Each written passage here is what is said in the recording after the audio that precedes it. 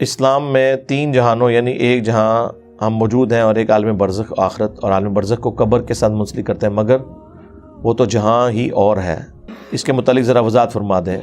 جوید احمد غامدی صاحب نے اس کی وضاحت فرمائی ہے، لیکن وہ حدیث پر بحث کرتے ہیں۔ حدیثوں کو تو چھوڑ دیں جی، میں نے تو 10 قرآن سے آیات پیش کی ہیں میرے بھائی، آج سے 10 سال پہلے میری اس پہ ویڈیو ریکارڈ ہو چکی ہے۔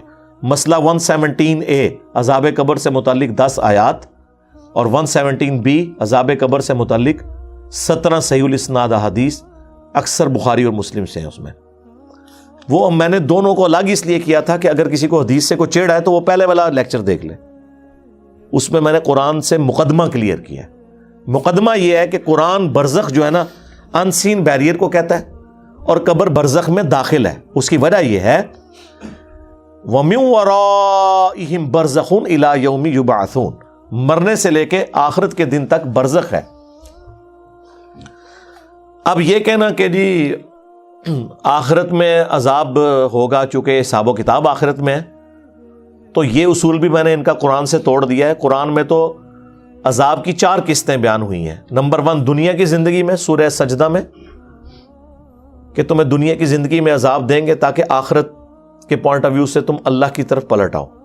نمبر 2 جو سورۃ الانعام میں باقی صورتوں میں آیا کہ جو گناہگار ہیں ان کی موت کے وقت ان کے چہروں اور پیٹھوں کے اوپر ہتھوڑے مارتے ہیں فرشتے۔ ابھی آخرت کا دن تو قائم نہیں ہوا تو ان کا حساب کتاب تو ہوا ہی نہیں، عذاب یہیں شروع ہو گیا۔ اور تیسری قسط وہ بھی قرآن میں آیا کہ فرعونی صبح و شام آگ پہ پیش کیے جاتے ہیں۔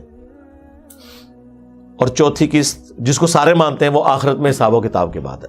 یہ جو تیسری قسط ہے نا کہ فرعونی صبح و شام آگ پر پیش کیے جاتے ہیں، حالانکہ بھی آخرت قائم نہیں ہوئی، اس کو امام بخاری نے صحیح بخاری میں چیپٹر کی ہیڈنگ بنایا ہے۔ عذاب قبر کا جو چیپٹر بند ہے نا اس کے اوپر انہوں نے یہ آیت لکھی ہے کہ یہ آیت ثبوت ہے کہ عذاب قبر برحق ہے۔ قبر اس لیے بولا جاتا ہے کہ عمومی بات ہے، قرآن میں نہیں ہے اماتہ فاقبرہ، انسان مرتا ہے اور اسے قبر ملتی ہے، تو کیا ساروں کو قبر ملتی ہے؟ تو قرآن جھوٹا ہو گیا کیا؟ نعوذ باللہ، نہیں، عموماً قبر ملتی ہے۔ وہ قبر مچھلی کا پیٹ بھی ہو سکتا ہے، شیر کا پیٹ بھی ہو سکتا ہے، سمندر کی گہرائی بھی ہو سکتی ہے، زمین میں راکھ کا بکھرنا بھی ہو سکتا ہے، ایئر کریش میں راکھ کا بکھرنا بھی ہو سکتا ہے، یہ ساری قبریں ہی ہیں، اس لیے اس کو کمبائنڈ آپ برزخ کہتے ہیں۔ ٹھیک ہے، تو اس کو جھگڑا کرنے کی ضرورت نہیں ہے۔ آپ غامدی صاحب کو یا مجھے چھوڑیں، قرآن و سنت کے دلائل کی بات کیا کریں، وہ آپ ویڈیو دیکھ لیں۔ قرآن میں متشابہات اور حروف مقطعات کی قیامت تک کے انسانوں کے لیے دعویٰ کو مشکوک نہیں کر دیتی؟ کیا اس طرح کی آیات سلمان رشدی جیسے فتنوں کا باعث نہیں بنتی؟ آپ کو پتہ ہی نہیں ہے کہ سلمان رشدی کا مسئلہ کیا تھا۔ یہ سلمان رشدی کا نام لے کے ہی آپ نے معاملے کو خود ایمبیگوس کر دیا۔ سلمان رشدی کو تو یہ مسئلہ ہی نہیں ہے، نہ متشابہات سے نہ حروف مقطعات سے، اس کا تو مقدمہ ہی کچھ اور ہے، اس کا مقدمہ قرآن پہ تو نہیں ہے، اس کا مقدمہ تو احادیث کے پوائنٹ آف ویو سے وہ چیز ہی کچھ اور ہے۔ سلمان رشدی کی کتاب سٹینک ورسز کے اوپر میں نے پوری ویڈیو ریکارڈ کروا دی ہے، وہ آپ دیکھ لیں۔ پہلے تو آپ سمجھیں اس کا مسئلہ کیا ہے۔ یہ متشابہات اور حروف مقطعات یہ تو چیز ہی کچھ اور ہے، اس کو تو کبھی بھی کسی نے تختہ مشق بنایا ہی نہیں ہے۔ متشابہات ہی ہوں گے نا میرے بھائی، لیسا کمثلہ شیء، اللہ کی مثل جب کوئی شے ہی نہیں ہے، ہم آپ کو کیسے اللہ کی کوئی مثال بیان کر سکتے ہیں؟ متشابہ آیات کا مطلب کیا ہے پہلے یہ سمجھیں۔ متشابہ کا مطلب یہ نہیں کہ شک میں ڈالنے والی، متشابہ عربی میں کہتے ہیں ریزمبلنس، ملتی جلتی چیز۔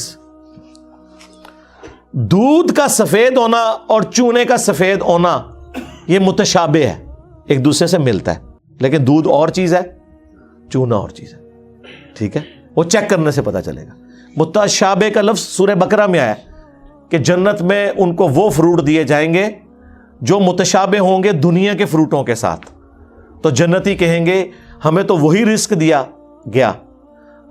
تو اللہ تعالیٰ فرما رہا ہے یہ اس کے متشابہ ہوگا رزق، وہ تو جب کھائیں گے تو پتا چلے گا کہ یہ والا آم جو جنت میں ٹیسٹ دے رہا ہے دنیا کے آم سے بہت مختلف ہے۔ اچھا، دیا کیوں جائے گا؟ اس کے پیچھے ریزن یہ ہے کہ دنیا میں آپ دسترخوان پہ بیٹھے ہوئے سب سے پہلے اس چیز کو ہاتھ ڈالتے ہیں جس سے آپ فیملیئر ہوں۔ میں لا کے آپ کے سامنے کوئی عربی غذا رکھ دوں جو آپ نے کبھی دیکھی بھی نہ ہو اور آپ کو سخت بھوک لگی ہوئی ہے، آپ اس کو اپنی پلیٹ میں ڈالیں گے یا چکن قورمے کو اور بریانی کو یا مٹن قورمے کو ڈالیں گے؟ ہاں، کھا پی کے جب فارغ ہو جائیں گے پھر کہو کہ چلو میں بھی ذرا چیک کر لوں، آخر میں اس کو رکھیں گے۔ اللہ کو اس بات کا پتا تھا. اللہ کہتا ہے کہ ہم جنت کی ابتدائی مہمان نوازی ان فروٹس کے ساتھ کریں گے جو دنیا میں لوگوں نے دیکھے ہوئے ہوں گے تاکہ انہیں وہ اچھے لگے. اگر جنت میں انار، کیلا، سیب، آم آپ کے سامنے آئے گا تو آپ کو اچھا لگے گا. اگر عجیب و غریب کوئی فروٹ آ گیا آپ کہیں گے ادھر ہی ہے نا، ایک راستے نہیں چلے، میں پہلے وہ کھاواں جس سے میں فیملیئر ہوں. وہ متشابہ ہوگا لیکن اس کا ذائقہ بالکل مختلف. تو آخرت کا دھندلا تصور دینے کے لیے دنیا میں اللہ نے ریزمبلنس والی چیزیں رکھ دی ہیں. حوروں کا تصور دینے کے لیے بیویاں رکھ دی، حالانکہ زمین آسمان کا فرق ہے. اچھا، آخرت میں اللہ تعالیٰ نے جنت کے فروٹ دنیا میں بھی فروٹ رکھ دیے. پھر اللہ کی جو اپنی صفات ہے، اللہ بھی دیکھتا ہے، ہم بھی دیکھتے ہیں، لیکن ہمارے دیکھنے میں اللہ کے دیکھنے میں فرق ہے. اللہ کا ہاتھ جیسا کہ اس کی شان کے لائق ہے، اور ہمارا ہاتھ ہم یوں بھی نہیں کہہ سکتے کیونکہ قرآن میں لیس کمثلہ شیء، اللہ کی مثل کوئی شے نہیں ہے. اللہ کا عرش پر استوا فرمانا ہم اس کے لیے مثال دے ہی نہیں سکتے، جس طرح میں کرسی پہ بیٹھا ہوں، اللہ کی مثل کوئی شے ہی نہیں ہے. ٹھیک ہے، تو یہ ذہن میں رکھیں، یہ متشابہ ہے. تو یہ متشابہات کے بارے میں سورہ آل عمران کی آیت نمبر 7 ہے کہ قرآن کی آیات دو قسم کی ہیں، ایک محکمات ہیں اور وہ ام الکتاب وہی ہیں. قرآن خود کہہ رہا ہے کہ تم نے انہی آیات کو لے کے چلنا ہے.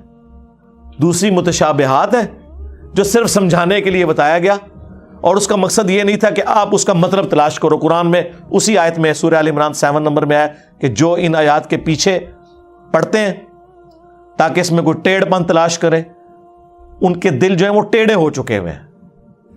اور اہل ایمان کی نشانی یہ ہے کہ وہ کہتے ہیں سب کچھ ہمارے رب کی طرف سے ہے، ہم ان پر ایمان رکھتے ہیں، اور وہ اللہ سے دعا کرتے ہیں ربنا لا تزغ قلوبنا بعد اذ ہدیتنا وہب لنا من لدنک رحمہ انک انت الوہاب. اور بخاری مسلم میں انہی آیات کے بارے میں سورہ آل عمران 7 نمبر آیت کے کانٹیکسٹ میں ایک حدیث ہے کہ تم جسے دیکھو کہ وہ متشابہات کے پیچھے پڑا ہے تو جان لو یہ وہی ہے جس کے بارے میں قرآن میں آیا کہ اس کا دل ٹیڑھا ہو چکا ہے. یہ نبی اسلام نے ارشاد فرما دیا.